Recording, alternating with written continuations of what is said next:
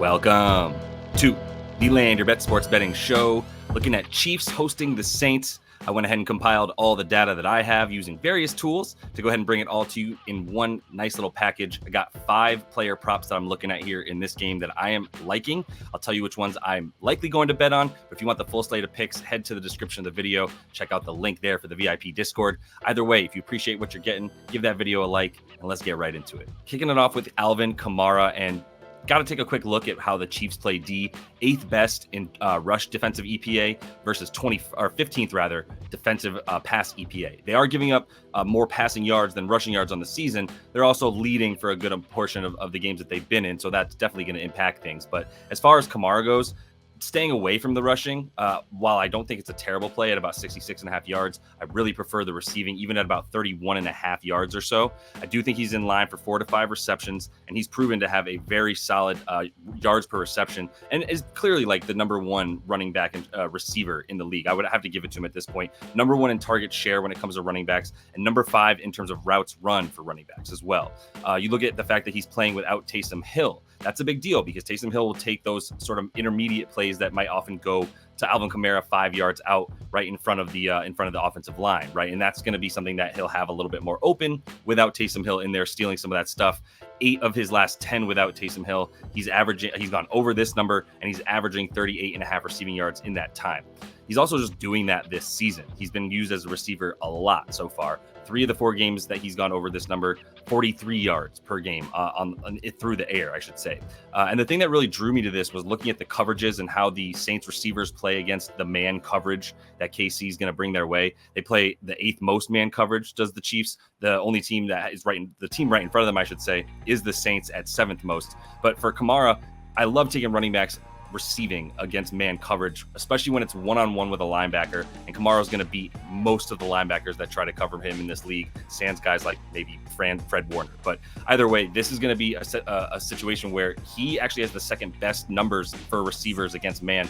In some situations, better than Chris Olave. In some situations, Olave is a little bit better, but those are the 2 guys that I would be eyeing here and their receiving stuff against this Chiefs D. Speaking of Olave, he's the other guy I like in this one, and I don't like a ton of points in this game. It is a 43-point total, so not super high, and we have seen the Chiefs slow the game down and take super long possessions with a lot of plays, especially a lot of short yardage and run plays. That said, I think Olave is the man you have to target for a couple of reasons. One, this number is very beatable for him.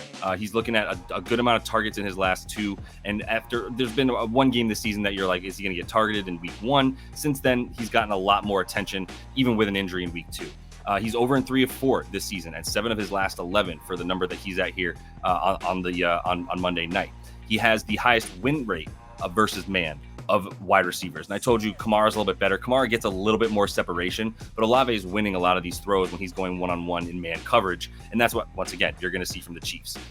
The opposite is true for Shaheed. That's the sort of second biggest reason that I like Olave is I don't like Rashid Shaheed. I think he's going to continue to struggle against man coverage. He's a zone beater. He'll fly through the top, and then it's him one-on-one with the safety, and he's going to burn that dude most of the time.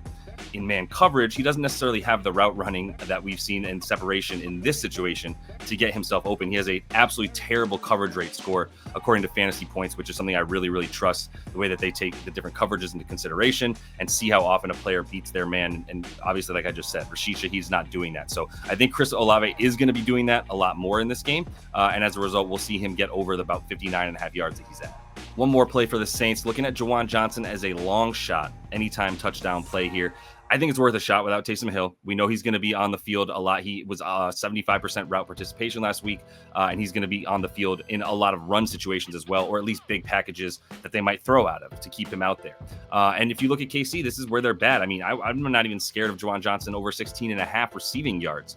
I would say last week, the thing that really did the Saints in is they just didn't know what to do. And this has been the case without Taysom Hill when he's been injured. They just don't know what to do all of a sudden when they get around inside the 10-yard line because they don't have their one trick guy that they usually use in those situations. Well, I think that they're going to have prepared for that a lot better this week now that they know they've known he's going to be out here for a couple of days for Taysom Hill. So that's going to lead to a lot more plays drawn up in these areas for Jaan Johnson, who we saw start off the season last year with like 5 touchdowns right away or whatever. So we know he's capable of it. We know Derek Carr knows he's capable of it. So I think at about plus 550 on FanDuel, this is worth a sprinkle.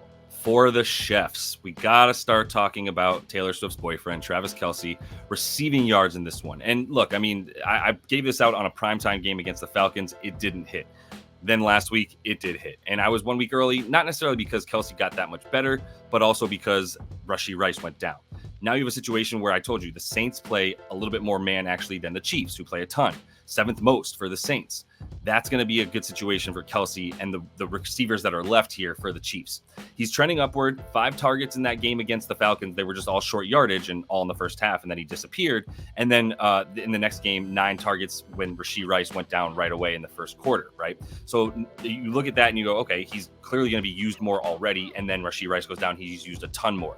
Then you talk about New Orleans not being able to stop tight ends. With their man coverage, they're allowing the 5th most yards to tight ends this season. New Orleans, with that man coverage for Kelce, really good numbers, right? He's got an incredible separation score. It's at like 30%, which is higher than guys like Jamar Chase against man, for instance. So this season specifically, Kelce has been doing it a lot more against man than zone coverage, which he actually normally is really good against and has struggled this year. So I'm going to continue to believe in his ability in this context, trending upward. I know he just had the 89 yards, so it's not like we're fading recent results. We're just riding with a guy who's in a good position to get some pretty easy numbers for what he's done over the course of his career. Kareem Hunt and his rushing yards. Last week, I really thought Carson Steele had one more shot. He did. He started the game, looked like he was going to have a solid amount of snaps and opportunities, fumbled on the first drive. As a rookie, you fumble, especially with Andy Reid. Go ahead and take a seat on the bench, youngster. We've got Kareem Hunt in line now, right? And he came off the scrap heap, but I mean, he didn't miss a beat right away, and for good reason. Like, he's already pretty familiar with this offense, as we know, and is somebody who they can just plug right in. It's a pretty nice pickup for this team. So his rushing yards are at about 43.5. Just way too low. You look at the matchup with KC and their O-line versus the Saints D-line. I mean, the Saints have a pretty good rush EPA, and they've limited teams so far this season with the rushing yards. But you look at the way that their defensive line is not getting much of a push, and KC's O-line has the 6th best adjusted yards before contact, meaning their running back is getting out and getting a good amount of yards before he's even touched because of how well this offensive line is playing. For New Orleans, 27th in defensive line adjusted yards before contact. That's pretty damning, and that's a really obvious stat that tells you these underlying metrics are saying that this is a little bit of fool's gold that we've seen with some of the success that the Saints rush defense has had so far this season. And the fact that, like I said, he just came off the street, 14 rushing attempts, no big, picks up the yardage last week. And I love the fact that if you read the news, Andy Reid and Pat Mahomes, from the moment that Kareem Hunt stepped in the building till this week of practice, they've been saying he's going to get more carries as time goes on. He's going to get more involved with the offense as time goes on. And he's going to probably be a problem for Isaiah Pacheco. They're going to, and it's not a problem for the Saints. They're going to be able to move Isaiah Pacheco back in very slowly with the reliability that Kareem Hunt brings them. And that is all the time I have for you guys in this one. Make sure you check out the description of the video. It has all the links you'll need, including a link to a 7-day free trial for Outlier, favorite tool that I'm using to make sure I can find the best plays, all the odds listed in front of me, etc. So definitely want to check that out. Use it for 7 days free if you like it, and you can get a subscription after that. But either way, until I see y'all next, happy betting.